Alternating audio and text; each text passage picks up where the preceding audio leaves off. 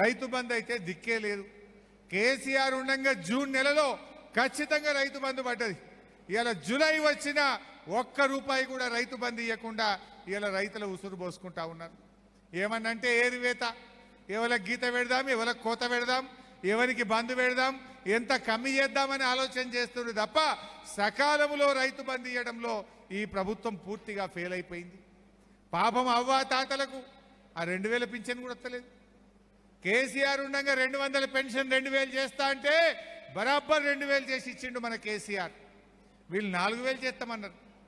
4000 ఎటుపోయినాయో, ఇంటికి 2 పింఛన్లు అడిగిపోయినాయో, కొడుకు నౌకరుంటే పింఛన్ అడిగిపోయిందో కానీ ఇచ్చే 2000 కూడా వస్తలేవు.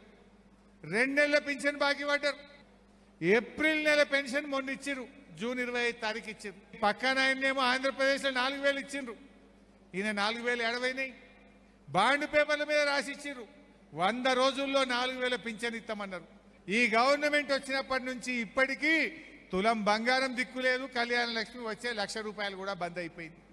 సర్కార్ దవాఖాన పోతే కేసీఆర్ కిట్ బంద్ అయిపోయింది, న్యూట్రిషన్ కిట్ బంద్ అయిపోయింది.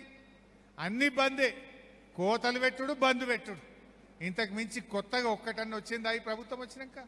ఇగో ఇది ప్రభుత్వ పనితీరు. ఇప్పటికే ఆశా వర్కర్లు రోడ్లు ఎక్కిండ్రు, అంగన్వాడీ టీచర్లు రోడ్డు ఎక్కిండ్రు, ఉద్యోగస్తులు టీచర్లు నోటీసులు ఇస్తున్నారు, ఇక మేము కూడా రోడ్ ఎక్కుతామంటున్నారు. ఎవరిని మీరు ఉద్ధరించారు?